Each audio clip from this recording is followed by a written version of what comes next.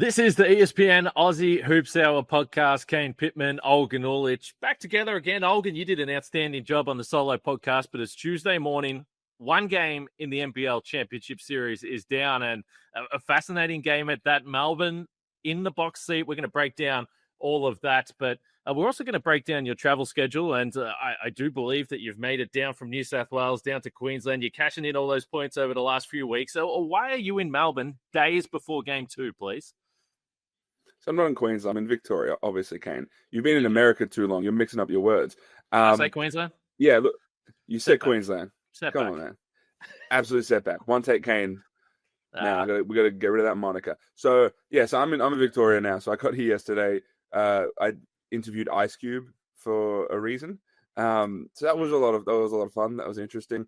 The NBA and NBL are announcing that the Pelicans is the team that will come to Australia later this year for a pair of preseason games. I'll play Melbourne United, Southeast Melbourne, Phoenix. So there's an announcement today about that, and then tomorrow is game two. So I was in the gong for game one, which was really interesting. It wasn't the most amazing game, but it was cool, like chess match sort of stuff. I'm out here, but we're not gonna delve too deeply into my travel schedule. We're gonna talk about game one because we've had so much time in between game one and now. I've watched the game like 4 times. I've had discussion after discussion with like a ton of different people. So I've had an insane amount of time to break down and analyze and think deeply about this game. It's interesting because I kind of feel this. I mean, I think we all feel the same way about the breaks that we've got in between these games, but certainly you get through game one. I'm so fascinated to see what the response now will be from Illawarra because this in the final in this game, 96-88, the Hawks, again, they don't top 100 points. This is the second time we've seen it in the postseason. Of course, the second time they've lost. They're now 7-6 when they don't crack 100, 15-5 when they do. It's a pretty easy level for when you know you're going to struggle against this Illawarra Hawks team. But I took about 6 pages of notes during this game, and I would say 90% of the notes were about how Illawarra looked great and everything looked like it was going well for them and questions for Melbourne United, and they still lose the game. So now when you talk about a response for the team, Illawarra did it in the semi-final series in the playoffs against Southeast Melbourne. Now they have another challenge. I know it's a 5-game series, but it does feel like must win. All of a sudden, the home court has flipped. Melbourne United take that. Illawarra has to get it done on the road. So I was desperate for that response straight away. We've had to wait a little bit of time, and I am curious if you're an Illawarra team in a game where a lot of things did go right outside of not being able to put the ball in the basket. What are you thinking over the last 3 or 4 days as you go to bed and maybe ask yourself, did we just blow it on our home floor in game one? The Illawarra Hawks this season, they seem to be defined by like overcoming adversity. It's almost like they need to be kicked. They need to be knocked down before they can stand up and overcome it, right? Now, that can work sometimes, right? That can work from, in game one of the semis where they get down 11 points early in the third quarter and they can go on this explosive scoring run, right? They're knocked down. They can rebound from that. They can lose game 2 and then come back in game 3 and put forward an awesome offensive display. But you can do that against the Southeast Melbourne Phoenix.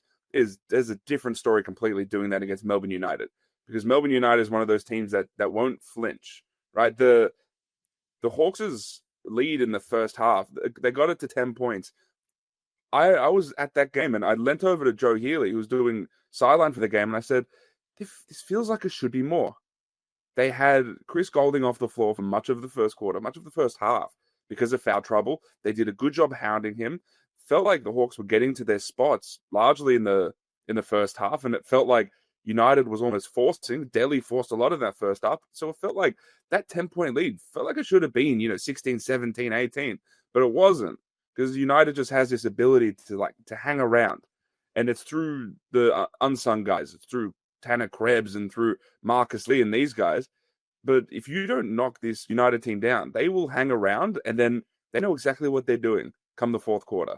And that's exactly what happened. United slowly chipped away, tied the game early in the fourth quarter, and then they knew exactly what their actions were. They knew exactly where the ball was going in the fourth quarter, and they knocked them out. And that again, it was the story coming in. It was the experience of United against the lack of experience from the Illawarra Hawks. It showed in game one, and we'll see if that game one experience is enough for the Illawarra Hawks to realize, like, okay, we need to switch on in a different sort of way in a championship series because it's way different in this environment. It is, but I don't. So when I say, what is Illawarra thinking as they walk away from this game? Because this is absolutely a game they would feel that they probably could have and should have won. And Justin Tatum, I assume you were in the press conference, but yeah, I thought it was interesting to see how he responded. And he was very calm. And he said, look, this is going to be a learning experience. He doesn't seem like he was rattled by this. And I do think that you can look at it both ways. If you're Illawarra, everyone can talk about the Melbourne defense. And in the second half, Illawarra struggled to score. I believe they only scored 33 points. But it didn't totally feel to me still at that point that this was some sort of lockdown performance that they stopped Illawarra. It felt like, certainly more so in the first half, that they were getting absolutely every single shot. And if you ask me when I think Illawarra lost the game, I thought it was in the first 5 minutes, and I noted it down. At the 4:48 mark of the first quarter, Illawarra were getting everything that they could possibly ask for and more. You mentioned Daly. Daly took 6 shots in that first 5 and a bit minutes. Chris Golding is off the floor with 2 fouls. Melbourne is getting absolutely nothing on the offensive end that makes you think that they're going to be able to score very easily.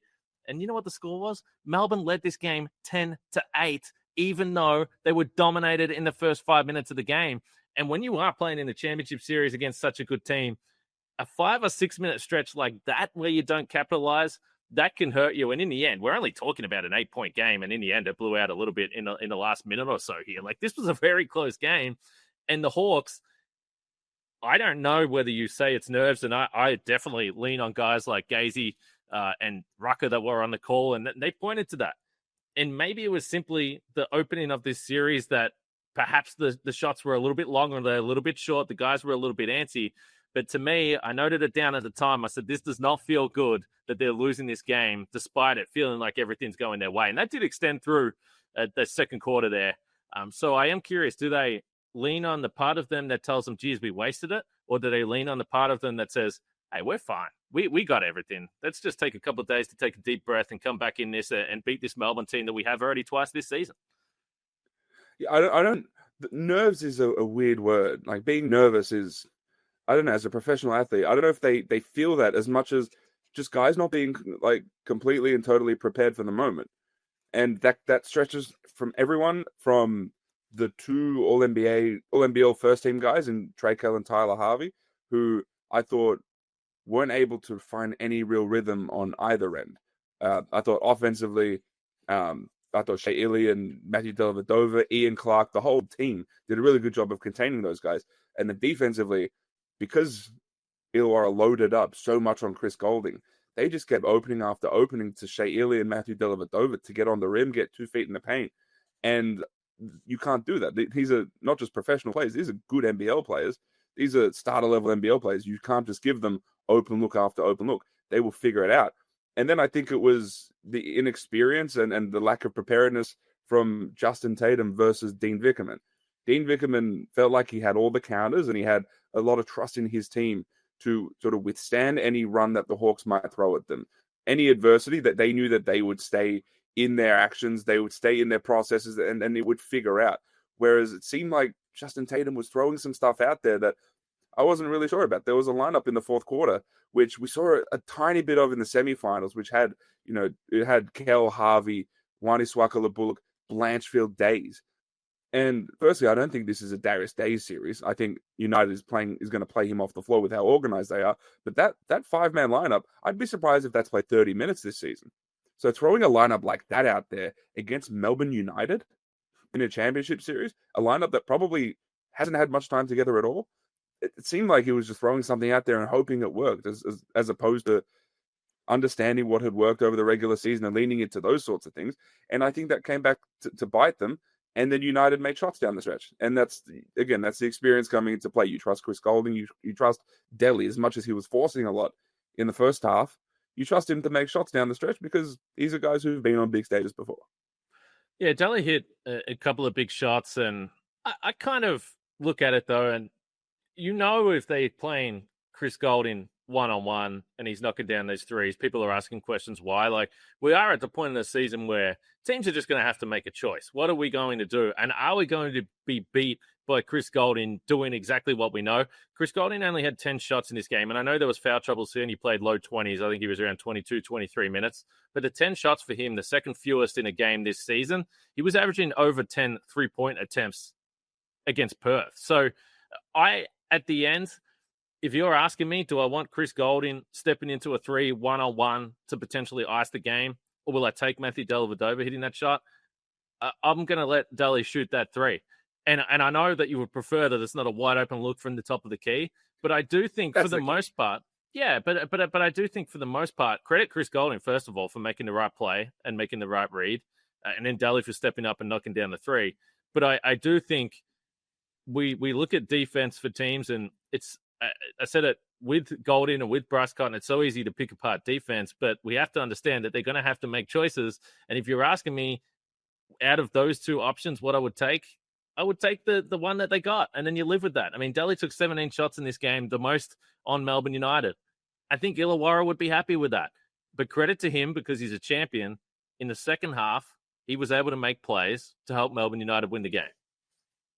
Yeah, so Chris, you said what he played 22 minutes. Like, that's like roughly around what he's been playing in these playoffs anyway, right? I don't think the minutes were why he didn't get shots. I agree with you. It was Wani Swaka-Labullock, and I thought he did an outstanding job on Chris. The locking and trailing, he was right. Like, Chris had no breathing room.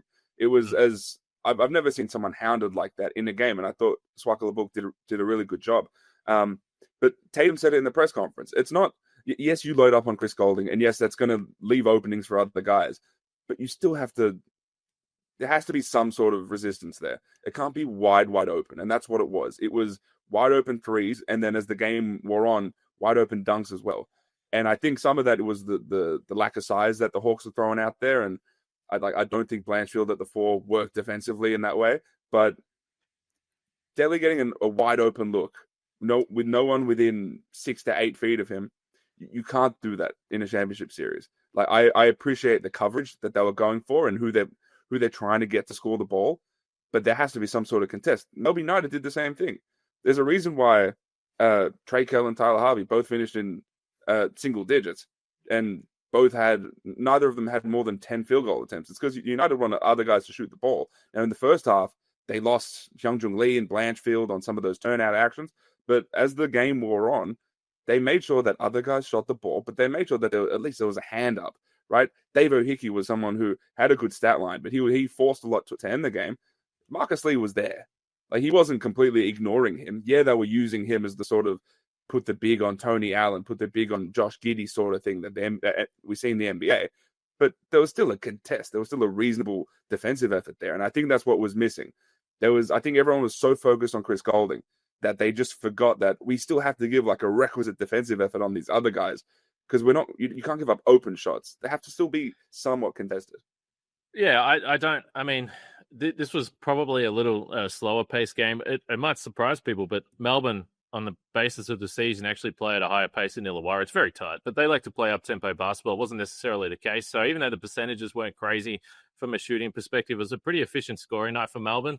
But I still, at any team in this league, particularly at this point of the season, if you're holding a team under 100 points, like I don't think that the defensive performance from Illawarra can be scorched. Now, that might not necessarily be the case on the glass. And so you look at everything that went wrong for Illawarra on the offensive end.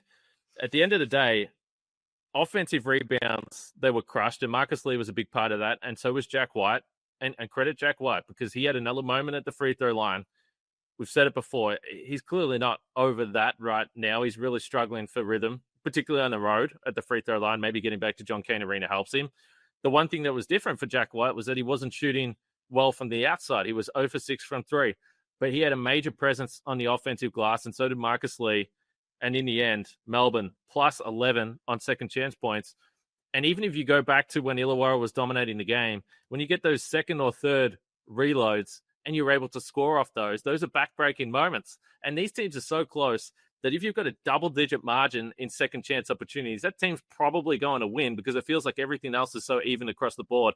And here's the other problem, and I'm not really calling the refs out for anything here, but Melbourne were plus 13 in free throw attempts. So those are the two numbers that you look at that if both teams aren't necessarily shooting the ball well, which they didn't, if you're minus 13 in free throw attempts and minus 11 in second chance points, you're probably just not going to win the game. And maybe part of that is positioning defensively and not being able to get to those box outs. I find it a little difficult at this point of the year to point to effort defensively. Like I thought Illawarra were clearly scrapping. But those are just two massive numbers that are going to be really challenging to overcome. Yeah, I think we disagree on the Hawks' defensive effort. I don't think Trey Curl and Tyler Harvey looked at the level in that game. Like the amount of just line drives from Shea Ely and Delhi. Yeah, but it came the other way. It came the other way. Like we often look at Melbourne and we go, well, reputation tells you that these guys are just great defenders no matter what happens. Sure. Illawarra were getting whatever the hell they wanted. They still scored 50 points in the paint despite the dominant performance of Marcus Lee and the box score, and Jack White was all over the glass. Like I don't think Illawarra were able to get downhill as well, I thought, in this game. Like I wasn't looking at it going, wow, one team is defending great, the other team is not. I didn't see that. Yeah, no, so I think I'm probably largely focusing on the second half. Yeah, where I thought the defensive effort I think dipped a bit in the second half from the Hawks. Crediting Marcus Lee is cool because when you talk about how you're sort of surprised that the Hawks went up more, or at least up at all, for portions of the first quarter, it's because of Marcus Lee. It was the second chance points. It was being there for lobs and things like that. He was just Marcus Lee has a really good nose for the ball, and he was just in the right place at the right time. There was a putback, I think, in the third quarter that, again, it always felt like the Hawks were ready to go on a run of some sort. I thought the Rob Lowe the unsportsmanlike foul on the Lockie Ulbrich, I thought that would lead to, because David Hickey made a basket, unsportsmanlike foul. I thought, all right, this is an opportunity for the Illawarra Hawks to get like 5 or 6 or 7 points on the board in one possession, basically.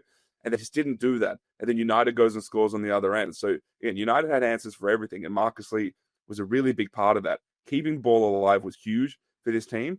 And there was one back-breaking moment, I felt, which was, and it came off an O board. It was early in the fourth quarter. Now, I'm at this game. I could see the extent to which Wani Swakala-Bullock was hounding Chris Golding. Like he got no space at all. And then Shea Ely got an O board off a Delhi miss, kicked it out to Chris Golding. You lose him for a split second, and it's a tough shot for everyone in the world except for Chris Golding. I think in his mind it was like it was catharsis. Like, okay, thank God, like I'm finally free. He hits that shot, and all of a sudden it's like, okay, now he's probably going to play with like a little bit more pop now, a little bit more juice. And yeah, he only sort of shook free for one more three beyond that. But I think he was just playing with a bit of extra pop. And so they were helping a lot. He was finding guys, and United found a ton of flow offensively. But just that one shot, you lose Chris Golding for a second, and that felt like that changed the game completely. So that unsportsmanlike foul from Rob Lowe, and we've seen it a few times this year. Firstly, he's got to be better than that. He didn't have a good game. He's got to chill. I don't get it. He's a veteran. But it's bordering on dirty, and he's got to not do that. He's got to relax. Yeah, he's had a number of incidents this year that are just pretty ridiculous, to be honest. And he didn't have a good game. He can still be a factor in this series, but I thought Froling was all over him. Froling again, and Tatum pointed to it. Froling missed some shots that you just wouldn't expect him to miss. So I thought he looked pretty good in that matchup, which is why Marcus Lee was so important. And based on what we've seen during the season, I'd be surprised if Dean Vickerman made any type of change to the starting lineup. I suspect he'll stick with what he's gone with for most of the season. But yeah, maybe Marcus Lee is just going to be more challenging for Sam Froling in terms of that individual matchup. We spoke before. I've had a theory that I thought that Froling is probably better against bigger, slower guys than he is against when teams play small ball. And Marcus Lee 100%. Is probably just... And I think Marcus Lee is just more athletic than your typical 5-man in the league, certainly more athletic than Rob Lowe. But yeah, I thought that was a pretty ugly incident.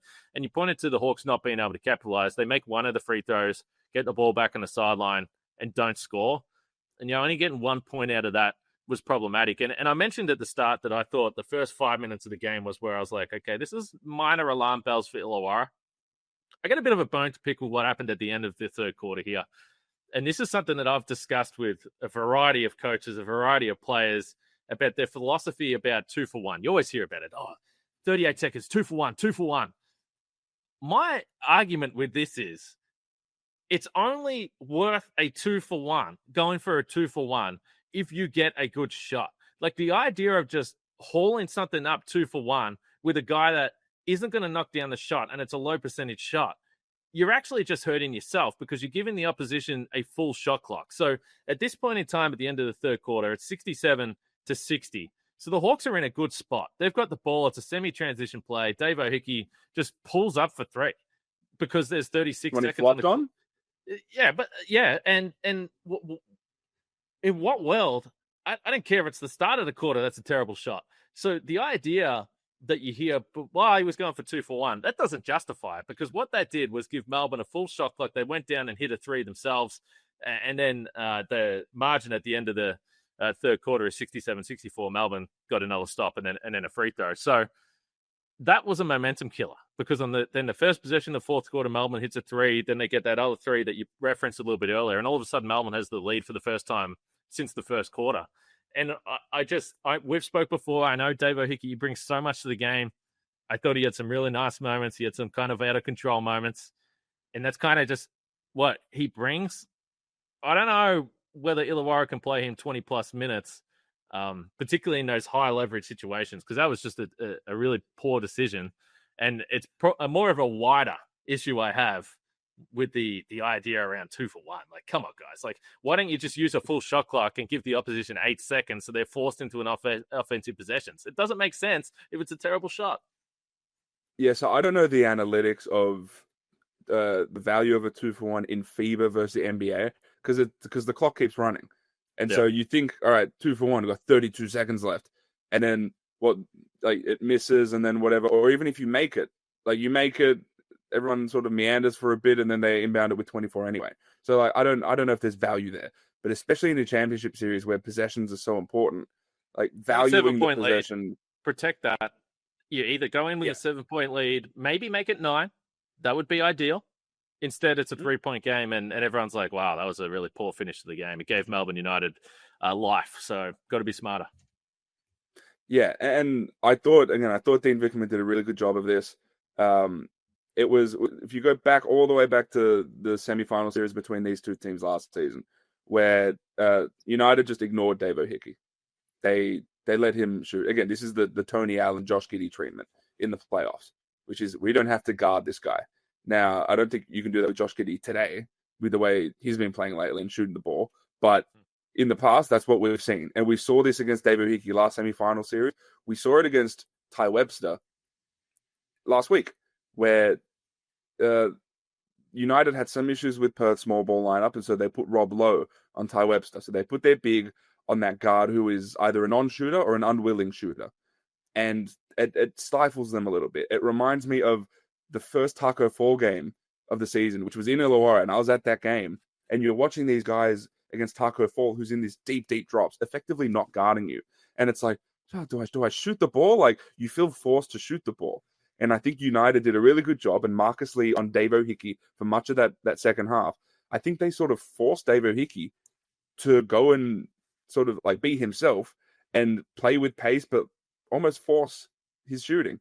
And obviously that plays into United's hands, because Dave O'Hickey is taking, there's some decent looks around the rim, but layups against a 7-footer. But Trey Kell's not shooting the ball. Tyler Harvey's not touching the ball. So you're forcing Dave O'Hickey to make these plays. And I thought that was really, really impressive from Dean Vickerman for that coverage. Now, Tatum likes to end games with that 3-guard lineup. He's been doing it all season, of Trey Kell, Tyler Harvey, and Dave O'Hickey. But if that's going to be the case, and Dave O'Hickey needs to operate in a different way, he tried to find Tyler Harvey on some handoffs, similar to the way we see Shea Illy and Matthew Dellavedova do it with Chris Golding. I don't know if Tyler Harvey has the size to be able to come off those handoffs and with the coverage there still get a decent look like Chris Golding does. I don't know if that exists.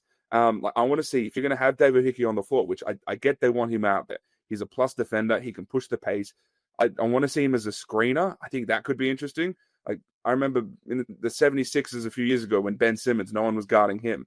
Him as a screener for away screens for JJ Redick and things like that.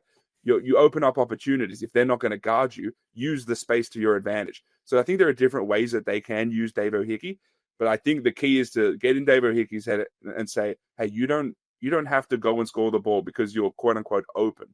You're open for a reason, dude. Like, you use this advantage to your advantage. I would say because he was one of their better players in this game, so I don't want to seem like it's overly negative to him.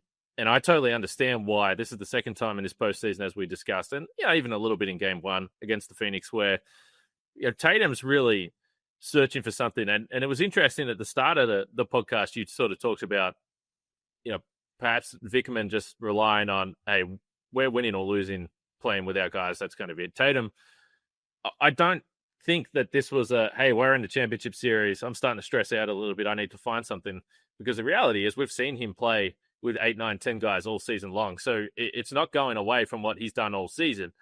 My argument would be, and it was what we discussed prior to Game 3 in the last series, was you're actually just not winning if you don't get the best version of Tyler Harvey and Trey Kell. Like, you're just not going to win the series. So when I'm looking down the stretch in this game, and I'm seeing Davo Hickey and saying, hey, man, credit to you. You are getting downhill. You're playing that physical basketball. He's kind of money in that little short mid-range jump shot that he can get to all the time. So he was making plays, and that's why I understand why Tatum was going to him. But Tyler Harvey on the bench, for several minutes down the stretch of the game, it's like, come on, you got to win with your best players. And even if they're not having the best night, which they weren't, you got to have faith that they're going to hit a shot or two down the stretch. And if they're not on the floor, obviously they can't do that. So that would be my only argument there. I agree. Not having a non-shooter on the floor is always going to be challenging, but that's kind of where Illawarra have to make some decisions. Farrelly, not a overly willing shooter from the outside. If you got Hickey on the floor as well with him, they only played HJ Lead 6 minutes, and he looked pretty damn dangerous when he was on the floor in those 6 minutes. I thought Lockie Olbrich was pretty good in his 4 minutes. And what do they do with the day's minutes? So there's stuff that the Hawks can do, but ultimately sometimes it's pretty simple. They're going to get their guards, their star guards, playing better. And I didn't necessarily think it was Melbourne as much as it was those guys missed a whole bunch of shots. Yeah, and that's annoying, because I agree with you. Like, if Illawarra wants to have a chance in this series, Harvey and Kell have to be better, and Tatum has to do a better job of facilitating that, which is why was Mason Peatling put in the starting lineup at the FIBA break anyway? It was so he can maximize those guys. And so we get to this point, and Darius Days is playing, what do you play, 18 minutes in this game? I do think part of the problem. Yeah, I think part of the problem there is, and we saw it in the last series as well with Matt Hurt, particularly in the one game that he played well. He didn't play well in the others. Peatling has had some struggles against the high end players in the league. And Jack White is that. I didn't think he played close to, obviously, his best in Game 1, but I think there's a bit of a concern there with the matchup. Jack White's not a go-to primary option, though. Jack White in United schemes is a role player. So that's why and I felt like they needed the defensive juice, and they needed the size out there from either Peatling or Olbrich. And I was surprised that neither of them played a ton of minutes, combined 12 minutes for those two, and then no Sam Froling down the stretch too. I think the Hawks just gave up a lot not playing those guys. Yeah, it's the one difference I would say with Melbourne compared to a lot of teams in the league, and Perth are a little bit like this with Bryce Cotton, is they're going to ask that 4-man to get in a lot of screen action. And I don't necessarily think that Peatling is the best at navigating that, particularly with a guy like Chris Golding or Ian Clark, the shooters that Melbourne have. So maybe that's a little bit of a concern there, I would say. Yeah, I trust him more than I trust Darius Days or Todd Blanchfield in the screen action like that, especially against Melbourne United. Peatling is a very solid defender. He's not outstanding, and it's sort of his shtick. He's not outstanding at a lot of things, but he's just very solid at a lot, right? He'll give a hard foul out from time to time, that's for sure. Oh, 100%. That's what he's built for. I just feel you need some of those solid guys out there. Now, Olbrich missed that open layup, and I think the leash is short for a young guy like that in a playoff series. But I felt like Olbrich is someone who I think has advantages against what United's front line is. So I think they need to lean into him more. Again, I think there was some size that they could have lent into, just some solid guys. The Hyunjung Lee minutes are interesting because he played well off the bench from an offensive standpoint, and I don't think he was terrible defensively. But I don't know if they have complete trust in him defensively. But just generally against this United team, like I don't know if playing those very like offensive minded guys who aren't as solid. I don't know if that works against United. It's like it's why I'm pointing to Peatling and Olbrich and Greta and some of these guys to maybe get a bump in minutes, just to keep the intensity up and just keep the structure of what they do defensively up, as opposed to playing these offensive lineups that maybe can go cold in stretches. And when they do, United is getting open look after open look on the other end. That's my concern here. Yeah, and that's the tough thing about Melbourne. I don't think, again, with Peatling and perhaps some of the non-shooters, I think you're making life difficult for yourself if you're shrinking the floor against this Melbourne United defense that already can be elite at the point of attack. So I think that's part of the concern. You play Melbourne and you're like, well, we want to try and have shooters on the floor, but then what are you giving up on the other end? So I think that's part of the questions. That's part of the chess match. I'd be curious. Peatling plays single-digit minutes. Are they going to go with someone else in that starting lineup here in Game 2? They've had plenty of time to think about it. We've gone on about this one pretty in-depth here. Have you got any final thoughts before we head to Game 2? I guess, the big part of this game is, again, I think if you're an Illawarra fan, clearly you're feeling a little uneasy because you're down 1-0 and now you have to go on the road. It is a 5-game series. It does feel like virtually must win. You don't want to go down 2-0, even though 2 of the 3 would be at home. You could get back into it pretty quickly. So, yeah, I think you've got every reason to feel anxious because of the state of the series, but I still think there was plenty to like from Illawarra. I think this is pretty tightly matched. Yeah, I still think Illawarra is the more talented team. I just think Melbourne was the more prepared team. That's still where I sit. And talent can get you to a certain point. So that's why there's no reason to completely write off Illawarra at this point. Yeah, they lost at home, and yeah, Melbourne looked very prepared for the moment, but that is what it is. Illawarra still has so much juice that they can go on someone else's floor and smack them by 20, right? So keep that in mind. I feel like I have buried my lead, which I think was the key to the entire game. This is my last and only thought. The key to this game was Chris Golding. And it was because, and I've spoken to people about this, it was because there was no bullshit. And I say that in the sense of he was out there being hounded, and he did not flop once. There was nothing demonstrative. There was nothing overly emotional about the way he operated out there. Even when he got fouled, he got hit on the head on a 3-point attempt. There was like a small sort of gesture to the official, like, I got fouled. There was nothing over the top, right? The stuff that we saw in that game, remember at halftime where he stormed off the floor. We often see some really animated stuff from Chris Golding.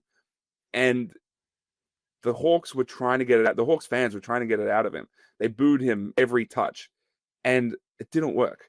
And it seemed like him just playing within himself, not forcing anything. He didn't force anything. He was being hounded. He could have, got to that 30-foot range and jacked up shots. He didn't. He played within the offense. He played within himself. I thought he did none of the extracurriculars, and I think that kept United level-headed. And I think it slowly meant the Illawarra Hawks fans just quietened, just with every possession, because Chris Golding was just not doing anything out of the ordinary. He just played within himself. And I thought that was key to United just staying composed the entire game and just continuing in their processes and not getting rattled by anything, whether it was on the court or in the surroundings. The fans get rowdy at the WEC. That's what happens. And especially to Chris Golding, who has been like a nemesis of theirs over the season. But it seemed like there was a concerted effort for him not to give them any fuel, whether it be emotional or otherwise. And I thought that was the key to this United team just staying so grounded and just continuing with their processes and ultimately winning this game. I thought this was one of the most professional games I've seen from Chris Golding.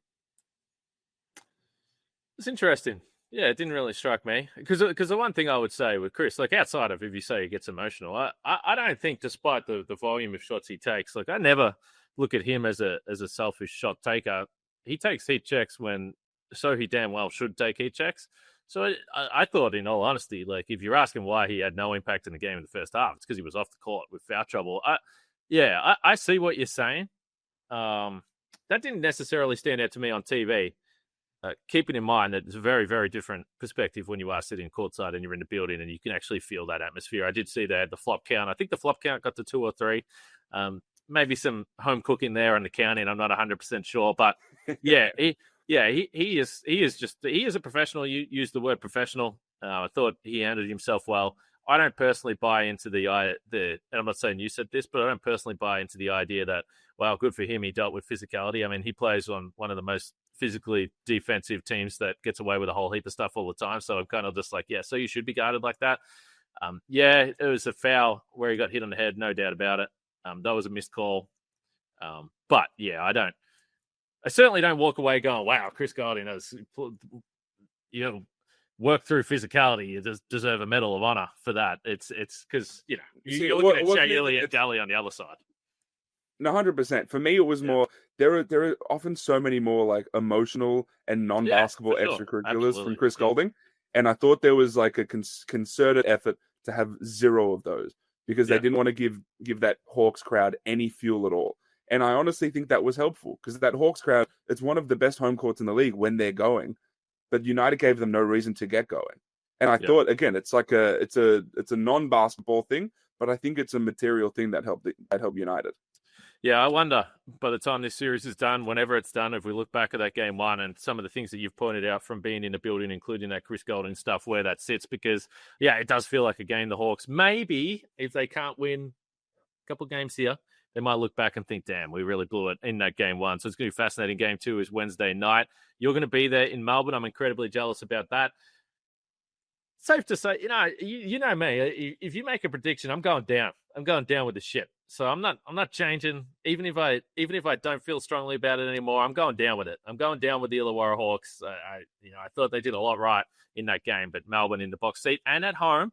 And the one thing I will say, Melbourne United has been not anyone's fault before I say this, but they've been screwed with the schedule. Let's be honest about when their games have occurred. Midweek home game. Gross, but yeah. So yeah, all the Melbourne United staff, feel for you there. Hopefully people show up. Obviously it was a classic game against Perth, but a significantly smaller crowd than we've seen for most regular season games throughout the season. So hopefully the fans show up and see if their team can put themselves in a 2-0 commanding lead, as we like to say at this time of year. I'm excited. It feels like Melbourne in 4, just because you up until this point, no road team had won in these playoffs. So you just bet on the home team just because. So that's why the safe bet is probably Melbourne in 4. But again, Illawarra is a team. They're the best offensive team in NBL history. They have offensive juice, and that can carry you in stretches. Whether you can do that against a team this organized, we will see. But so far, that's been the story of the series. You got one team that's been in these moments, and the other team still figuring some stuff out. We will see if they can figure it out quickly enough.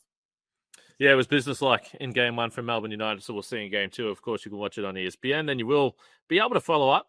Nothing but net Aussie Hoops Thursday night on ESPN. We'll break it all down. Gazy will be there. Copes will be there. Ryan Brockhoff in studio with me. Olgun, you'll be there with some latest news, of course, and potentially something related to this NBA New Orleans Pelicans as well. So there's plenty going on around the hoops world, and we'll bring it all to you at espn.com.au. Olgun, you're already in Melbourne, not Queensland, Melbourne. Enjoy the fine city and enjoy the game on Wednesday night.